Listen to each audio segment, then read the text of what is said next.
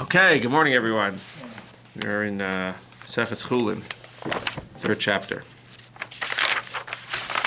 Let's talk about some treifas, things that make the animal a treifa, and therefore not able to be eaten. If you shecht, as you mentioned, if you shecht the treifa, so then it does not have the dinim of nevela, but you still can't eat it. Says the Mishnah, 18 different categories, as we'll see, maybe general categories, and then there'll be subcategories. 18 defects that render an animal treifa. Elu treifos bebehema. If you have the article, very nice pictures. If you have the book, very nice pictures. If you have neither. Elu treifos bebehema. These are the treifos in animals. Number 1, nekuvad haveshet. The esophagus is punctured. Nekev is a puncture, small hole. The esophagus, also known as the food pipe, is the soft tube that is on top of the trachea when you're looking at an animal. So it's on top. The esophagus is on top and the trachea is on the bottom. The esophagus carries food from the mouth to the stomach. So if there's a puncture in the esophagus, upsukas hagargeres, if the trachea is severed, if the trachea is cut, that's the tube again underneath where air goes from the nose or the mouth to the lungs. When we talk about it being cut, as we mentioned before, we're talking about the width of the trachea versus the length of the trachea. So if the width is severed, that's going to be a treifa. Nikav karam shel moach, if the membrane of the brain was punctured. Nikav alev lebeis chalo, if the heart is punctured all the way to its beis chalo, to its chamber. Nishbar hashidra v'nifsak achut shala, if the spine is broken, i.e. a severed spinal cord. Nita lakavil and menu klum, if the liver was removed and nothing remains. Hareya shenikva, if the lung was punctured, or shechasra, or it's deficient, and the Gemara is going to ask, well, if it's punctured, it's going to be a problem. Obviously, if it's deficient, for sure, it's going to be a problem. Why is that two separate ones? Rabbi Shimon Omer, that he says, yes, I agree that if the lung is punctured, it's going to be a problem, but only if it's punctured more than you said. You seem to say punctured a little bit. I hold adshe tinakev lebeis hasimponos. It's not treifa unless it's punctured all the way to the inner part of the lung, to the bronchi. That's number 8. Nikva hakeba. If the keba, if you look at the picture over here, there's a good picture on the bottom. Again, there's also pictures in the book. So there's 4 stomachs of a cow. The first stomach is where the food goes in, right? So if you look over there, you have the beis hakosos is the second stomach. You have the hemses, which is the third stomach. You have the keba is the abamasum, that's the fourth stomach. The top one, the rumen, is the first stomach. The paunch, karas, and seemingly it goes into there. And then you have the reish me'i, which goes into the intestines. So there's 4 stomachs. They eat grass. They swallow it. Goes into the first stomach. Then they start the digestion. Then it goes into the second stomach. And it continues the digestion, made very soft. Then it could be regurgitated, right? That they chew their cud. They could chew whenever they want. That's geschmack. Whenever they want to eat, they just re-chew it. And then, whatever, it's good. I don't know. And then... you could just go to the closet. I know. But listen, they seem very happy. Whenever I pass by the cows, they seem pretty chilled, and they don't really have as many worries as I do. Then it's swallowed again. It goes into the third stomach, and then it goes into the fourth stomach with the gastric juices, and then it goes to the intestines where the digestion is complete. So here we're talking about a puncture in the fourth stomach. We can talk about punctures in the other stomachs as well. Interesting that it starts with the fourth stomach. So if there's a puncture in the nikva hakeba in the fourth stomach, that's going to be a problem. Number 10 is nikva hamara. What's that? The gallbladder, which is where the bile is stored. That's given off by the liver. Nikvu hadakin. Number 11, if the intestines are punctured. Hakares hapnimish nikva.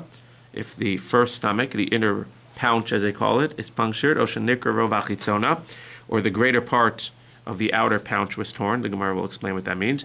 Rabbi Yehuda Omer hagdola tefach. If a large animal, so then it has to be torn a tefach. Aktana beruba. In a small animal, it has to be the greater part of this outer paunch. 14 is hemses ubeis hakosos shenikvu lachutz. 14 and 15 is the third stomach that's punctured, or the second stomach that's punctured on the outside. The 16th one is nafla min hagag, if it falls from a roof. Now it's lav dafka a roof.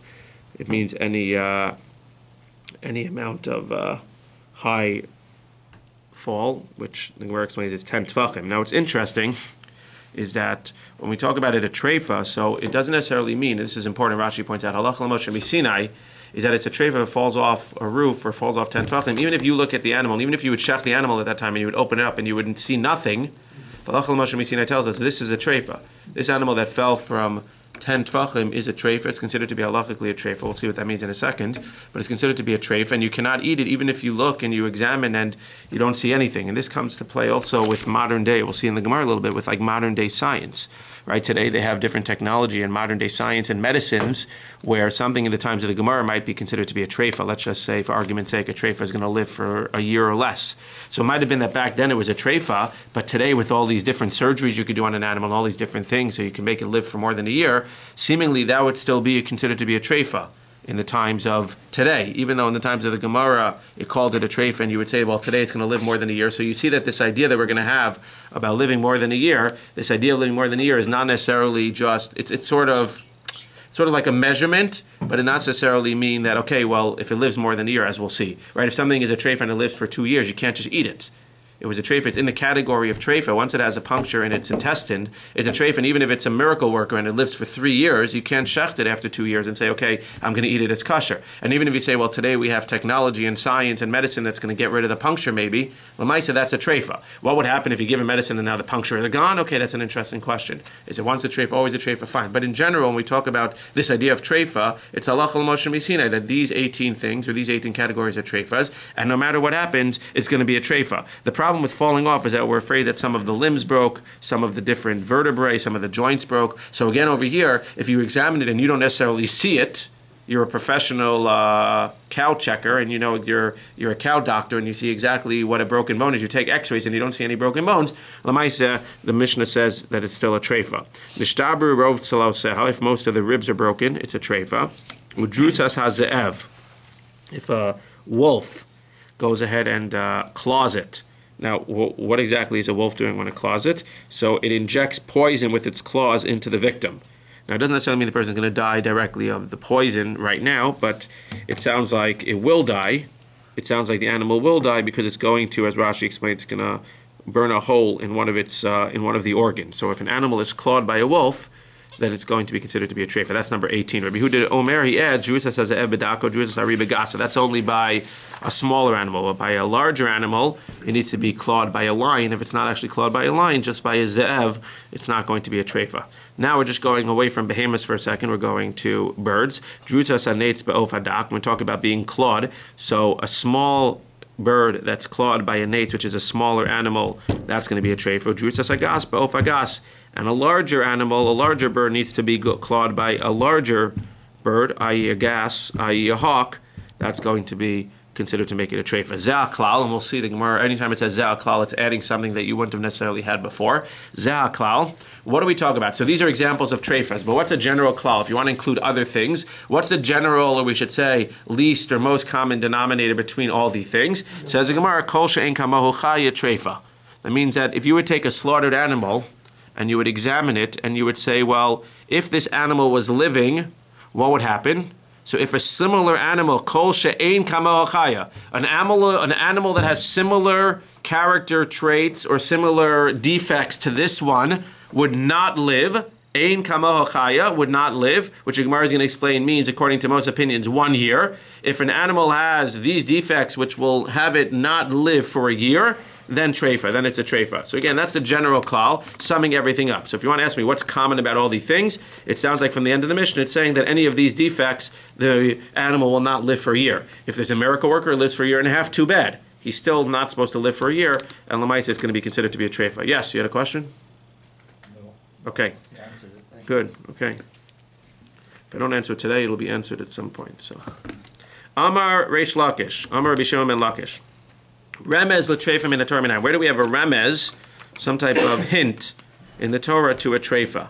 So Gemara says, minayin, what are you talking about? Ubasar basad treifa lo tochelu. It says clearly you cannot eat meat that was treifa, torn from an animal in the field. Now it's interesting, you know, we call treif. Everything is like summed up as treif. It's not really treif.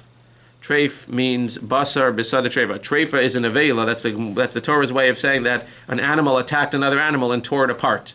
But that includes any nevela. It includes anything that just died without shchita. We just use the word treif. It includes any of the things that have a defect, even though they weren't torn apart by an animal. But at the end of the day, the pasuk is ubasar basada treif lo tochelu.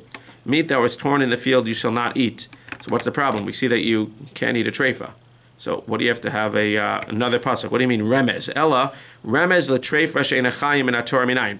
Where is there an allusion? Not that you can't eat a treifa. Fine, you can't eat a treifa. I know that. Where is there an allusion to the Torah that the baseline for a treifa and all of the things in the Mishnah that you're explaining, the baseline is something that's not going to live, i.e., it's not going to live for a year.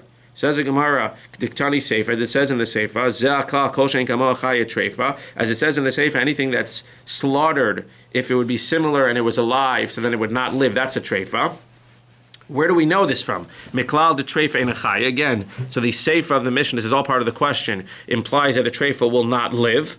So what does that mean? Minalan, where do we know in the Torah, if you're going to make up this klal, yes, I know you can't eat a treifa, but where in the Torah does it allude to exactly what a treifa is? If you're going to make this klal that a treifa is not going to live for a year, where do we see an allusion to that in the Torah? Says the Gemara, Dechsiv, Vizos hachaya asher tochlu. These are the chayas that you can eat. What does this mean? Zos hachaya asher tochlu. I think it's tochlu. It says here tochlu, but it could be another time it says tochelu. But I think this pasuk is zos hachaya. It says tochlu here, but it could be there's another pasuk. Look it up. Okay, 1 second. We're gonna look it up. Leviticus 11:2. It could be, Mr. Freeman, that there's another pasuk, but it could be that I'm quoting wrong. Let's see. It could be that the art scroll is wrong. You never know. Here it's tochlu. Here it's tochlu. But there is another pasuk tochelu. Yes. Okay. Shkoyach, thank you. Says the Gemara. It says the pasuk recording. It's treifa that was torn means they're torn but not dead, right? You're saying that an animal that was no, torn, why? Because once it's dead, it's in nevela. No? Again, but we learned nevela from that pasuk as well. Says the Gemara. Says the Gemara. Dechsiv zos hachaya asher tochlu. Says the Gemara. So what does the word chaya mean? Chaya doesn't just mean these are the animals. What does the word chaya mean? Living. Chaya echol. You can eat something that's a chaya. She'eno chaya lo techol. Anything that's not a chaya, you can eat. Miklal de treifa lo chaya. So it's learning for zos hachaya asher tochlu. You can only eat things that are chaya.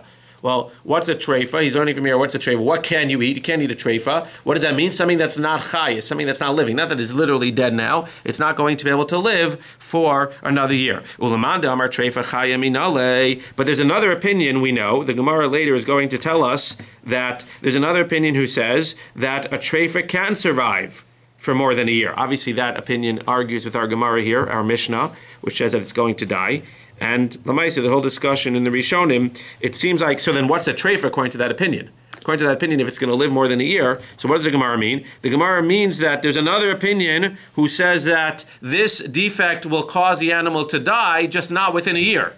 That means the other opinion is he's going to say a treifa, every animal is going to die. That's also a little bit complicated here. I think you had a case a few days ago where there was a case where the animal was going to, where the animal was getting old and it was going to die. That's not considered to be a treifa. But at the end of the day, there's an opinion who holds that a treifa cannot live means that it'll live more than a year, but even according to that opinion, if it has one of these defects, it will die, I guess, earlier than it would have died. So again, you have one opinion, which is the accepted opinion, which we're going to go with, that a treifa is an animal that's going to live for less than a year. These are all examples of defects that are going to cause an animal to die within a year. But there is another opinion that even more than a year, even if it's going to live 2 years, it's still considered to be a treifa if it's going to go ahead. Because according to our opinion, the way that we accept, if there's a defect that's going to be able to last 2 years with it, it's not a treifa. According to the other opinion, even if it's going to last for 2 years, it could still be a treifa, because it doesn't necessarily mean that there's a year cutoff. So if you hold that a treifa can live for more than a year, where do you see that again? Where do you see that there's an opinion, or where do you see that there's a precedent that it's still going to be a treifa even though it's going to live for a year? He learns also from this pasuk that zos hachaya asher tochlu, this is the chaya you can eat. What does that mean, this? Zos is lamait, it excludes. Zos ha-chaya echol, chaya cheres lo techol. It's not that, right? The first opinion was that what? You can eat that which is alive, that which is going to live for a year, and you can't eat that which is going to live less than a year. That was the first opinion. That's how the common understanding is. The second opinion, which is saying that you could even eat things that are more than a year, is that there's two different types of chaya. There are chayas that are going to live more than a year. Those you can't eat. And there are chayas that are going to live. There are chayas that you can eat, and there are chayas that you can't eat. Meklal de treifa chaya. That implies that even though it's a treifa, it's still called a chaya. Again, this is more of like a logistic argument as to what exactly the source is. But again, the point is that, according to the other opinion, we're still referring to things that can live for 2 years as a chaya. Fine. Says the Gemara. Says the Gemara, what is the regular opinion who says a year? What does he hold? Zos. The Gemara is going to reject this anyway, because it says Tana B'Rei Shmuel, Zos HaChaya Asher Techlu. This pasuk of Zos HaChaya Asher Techlu, according to everyone, is not talking about whether it's going to live a year, less than a year. It's coming totally else. Milamed Shetavaz HaKadosh Baruch Hu Mikol Minu Min V'Hera Lo LaMoshe. HaKadosh Baruch Hu went, he took an example of every single animal, he showed it to Moshe, V'amar lo zos echol v'zos lo techol. He took a lion and said, Moshe, you can't eat this. He took a cow and said, Moshe, you can eat this. He took a bear and said, Moshe, you can't eat this. He took a chicken and said, Moshe, you can eat this. He said, da-da-da-da-da-da-da-da. That's what zos means. Nothing to do with, this is a chaya, that's a chaya, we're all chayas. It has nothing to do with that. It says that he showed Moshe Rabbeinu each animal. And the other opinion is going to have to say that as well. What can you come ahead and say, well, there are chayas that are going to live and chayas that are not going to live and chayas that are going to be more than your chayas? Nothing to do with that. That's not what this pasuk is talking about.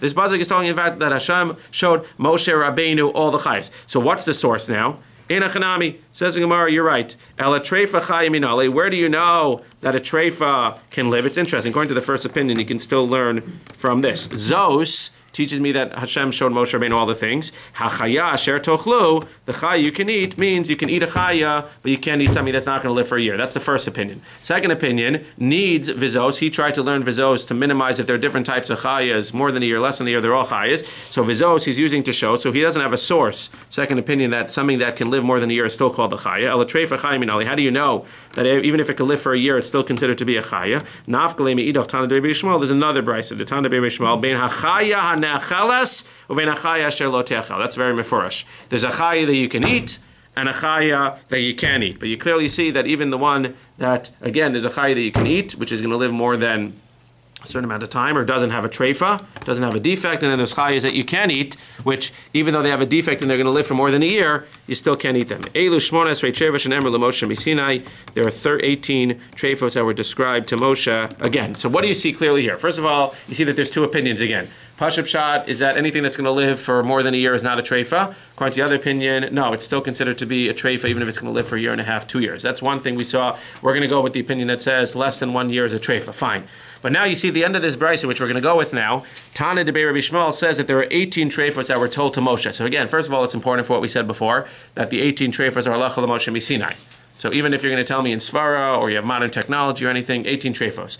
What's interesting though is that we listed 18 treifos in our Mishnah, but we didn't say that there are 18, which means, as the Gemara is going to do now for the rest of the daf, the Gemara is going to list other things that are treifos. So it's not a kasha on our Mishnah, as we'll see, because our Mishnah never said there are 18 and these are the 18. It just listed 18 treifos. So if you tell me that there's another 7 treifos, what am I going to tell you? Yeah, that's what the end of the Mishnah meant when it said zeha klal. It includes the other 7 treifos, or the other 20 treifos. But according to Tana de Rabbi Shmuel, now you're really putting yourself into a corner. Because according to Tana B'Rei Shmuel, it says there are only 18 treifos. So now that we have the list of 18 in our Mishnah, if you can show me from elsewhere that there are other treifos, now you've disproven what he said. Again, if you can show me that there's 100 treifos, our Mishnah is not a problem. It listed 18 of them, and the other 82 are included in Zeha Klal.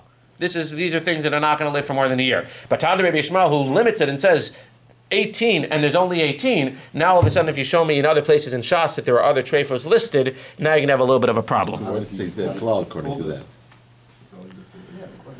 How does Yehuda deal with the club? What? How does he do with it? Says klal at the end. There's no need for that. If you listed all 18, why you say that? So we're going to show that zeha klal includes other things. We'll show that. Says the Gemara, we're going to see that the 18 are just general categories. We'll see. Visulaka. So now we're going to say 18. So if there's 18, are there no more than 18 according to you, Tana de Rabbi Shmuel? V'ha'ika baskar. V'shav shmaitaisa. There's actually a sefer called Shav Shmaisa. But there's Baskar, which are 4, the acronym Beis Samach Gimel Reish, and then there's 7 teachings which are not in Mishnahs and not in Braisas, but they were taught by the Amoram. So there's an additional 11 treifos. How can you say there's only 18? There's an additional 11 one that we're going to tell you about right now. Bishlam alatana didan. Our Mishnah is not a problem which lists only 18 ditana tana, because he said that he only mentioned 18. Udeshayir askib zeha klal. Whatever's left, the other ones you're going to bring me now, the other 11, those are included in Zeha Klal. Elalatana de Rabbi Yishmael, Damar Shmones Vechevers, according to Rabbi Yishmael, who says that there's only 18, Visuleka, and there's no more. What do you mean there's no more? Va'ika, so let's see, there's the first one, Beis, Behema. Behema shenechtechu ragleha min aharkuba ulamala is a treifa. You have the regel, which is the hind leg, and you have the yad, which is the foreleg. So if the hind leg, even though it says ragleha, even one of them, if one of the hind legs was severed above the joint. Now there's two joints. If you look at the picture, there's an upper joint and a lower joint. You have the thigh bone on top of the upper joint, the femur. You have the shok, the tibia underneath the upper joint. Then you have the lower joint, which is near the ankle, and etc. So if you have an animal that the hind leg was severed either above or below the upper joint, that is a treifa. So that's the 19th case. Why don't you mention that? Savala Rabbi Shimon ben Elazar. So Tana de Rabbi Shmuel holds like Rabbi Shimon Elazar. Amar yecholehi likavos velichios. This animal can be cauterized. What does cauterize mean? It means you can. Somebody was explaining to me in the first year. You can close up the blood vessel. You can close up the bleeding. Can't you argue that a phrase? Why is that? Why would that be a treifa on the bottom of his leg? Again, because it's going to die. Because I guess if it can't walk, it's going to die within a year. You can't argue that because I guess that for a lung or for a heart or for an intestine, you can't just go ahead and you can't just close up the bleeding. But it says here that since you can go ahead and you can close up the bleeding, so it's actually going to live and it's not a problem. The Gemara says though that's a problem. Afagav dichol likavos velichios. Fine. Okay, so you're telling me that you can close it up, therefore it's not listed as a treifa. There's only one problem. Laman ka'amar, according to who is this presented? Latana de Rabbi Yishmael. Who's the whole question on? The whole question was on Tana de Rabbi Yishmael, who lists that there's only 18. So we said, well, you have this one. Well, this one, no, this one you can close up if it has a problem with the hind leg. But Tana de Rabbi Yishmael also holds treifa chayas virulei. He holds that even if something can live, it's still a treifa. That means even if you're going to close it up and say it's going to live for more than a year, Lamaisa, he holds that it's still a treifa, as we said earlier. Just because it's going to live for more than a year doesn't necessarily mean, according to everyone, we said, according to many, if it's going to die within a year, it's a treifa. If not, it's not a treifa. He holds that even if it's going to live for more than a year, it's still a treifa because it's eventually going to die from this disease, from this wound. You're right. The reason he doesn't hold it as being a defect, as being a treifa, it's because it's kosher. Because Amaisa, he holds that even if the hind leg, like Rabbi Black is saying, even if the hind leg is severed, it's not going to be a treifa. That was his answer. Because at the end of the day, it's not going to necessarily cause the animal to die. So it sounds like a little bit of a metzius. Says the Gemara. So that's one we threw out. That's not a treifa according to him. According to others, it could be a treifa, but we don't care that we have 19 Shalom HaYisrael. V'ha'ika chisaron shebeshedra. You have a deficiency in the spinal column. That's the samech. Because we're going to have another ches.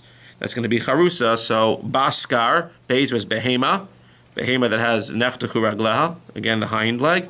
Now you have the reish, the baskar, the samach, chisaron. So there's a deficiency in the spinal column. What's that? The nan kama chisaron b'shidra. It's a whole discussion we're not going to get into vis-a-vis tum and tara. By tum and tara, if it's missing part of the shedra, so it may or may not be tamei. Beit Shammai rim shtei chulios. Beit Shammai says if you're missing 2 vertebrae, if you're missing 1 vertebrae, it's going to be an issue with tum and tara. But Amar Yehuda Amar Shmuel, but for our purposes, v'chein letreifa. It's the same achlokas by a treifa.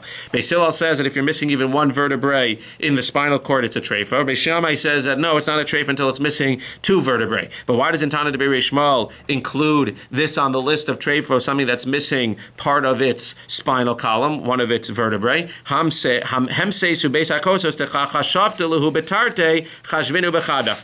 if you look back at the picture, he doesn't actually say that, but if you look back at the picture, he says, you look at the picture, you see that the second and the third stomach are right next to each other. Second stomach is on top of the third stomach. The Beis HaKosos is on top of the Hemses. Since they're mamish connected to each other, they're considered to be one unit. And when I say if this one has a puncture, it's a problem, and this one has a puncture, it's one problem, it's really, they're together. If either one has a puncture, that's one of the issues. Therefore, instead of having 18 in our Mishnah, we really only have 17. Therefore, if you add this one, now you have 18 total, the 18th one being if it has a vertebrae missing. So remove one of the previous count of 18. Again, it's not a question on our Mishnah, but he's using an 18 in our Mishnah, seemingly Tana de Rabbi Yishmael. Remove one of them. He'll tell you there's only 17 in our Mishnah because those 2 are 1. Now I can add if it's missing a vertebrae or 2 vertebrae, and now I have 18 again. Va'ika gluda, that's the gimel part of baskar. Gluda means that it's flayed, that it's missing its skin.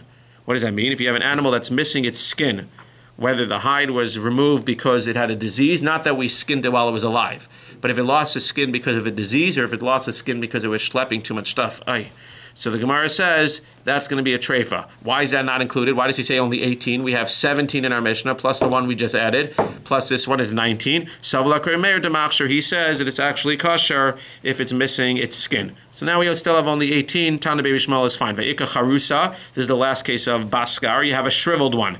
A lung becomes shriveled. The Gemara seems interesting. He's going to say later that it becomes hard because it got scared. There's a possibility that an animal, when it gets scared by a human voice, as opposed to another voice, by a human voice, if you yell at the animal too much, so the mice, you could scare it, its lung can harden, and at the end of the day, it's going to die within a year. So why is that not included as a 19th one? Maraman Kitanila.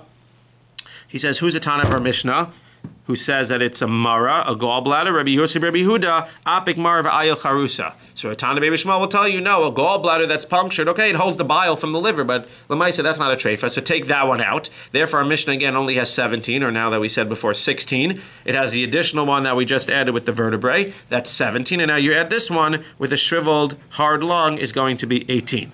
Fine. So that's the 4 of Baskar that we're able to fit into our Mishnah. Take out 2, add 1, minus 3, plus 4, whatever it is, we got 18 still. But now we still have the other 7. There's another 7 treifas, and he didn't include any of them. Ha'ika shav shmataisa. There's 7 teachings of treifas, therefore he should have said that there's really 25. Says the Gemara, de Amar Marmasa, what are the 7? Haibuka de adma de shaf miduchte treifa. The ball of the thigh bone popped out of place. It's like the shoulder, dislocated shoulder. So if you look at the picture over there, there's the thigh bone is again, it's in the back, near the hip. It's like the animal dislocated its hip, basically, near the thigh. So it's not going to be able to live with a dislocated hip, with a dislocated thigh bone for a year. That's 1. If it has a disease in even one of the kidneys, that's going to be a treifa. And for sure, if it has a disease in both of the kidneys. It's interesting, it didn't mention a puncture in the kidney, because of its disease in the kidney. If the spleen was removed, it's kosher. If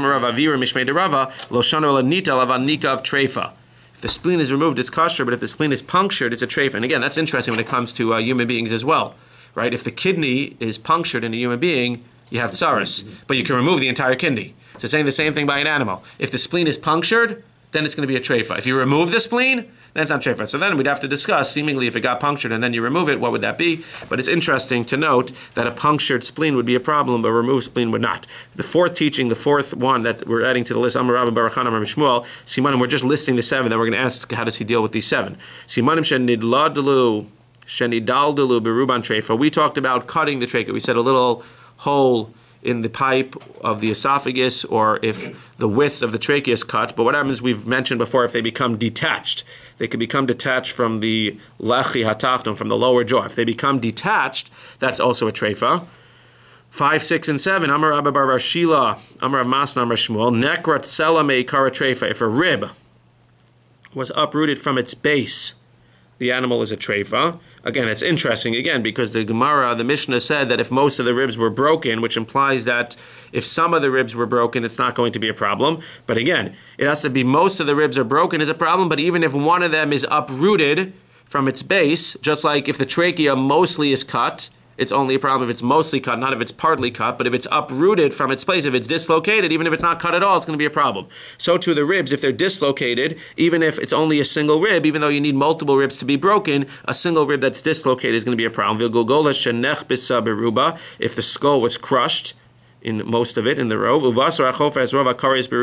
if the flesh that covers the stomach, if you look at the picture over there on the bottom, so the flesh of most of the stomach, the bottom part of the animal, the flesh is off, that's considered to be a treifa as well. So these are 7 more treifas. So why did Tana Rabbi Shmuel not include these? Why did he only say 18?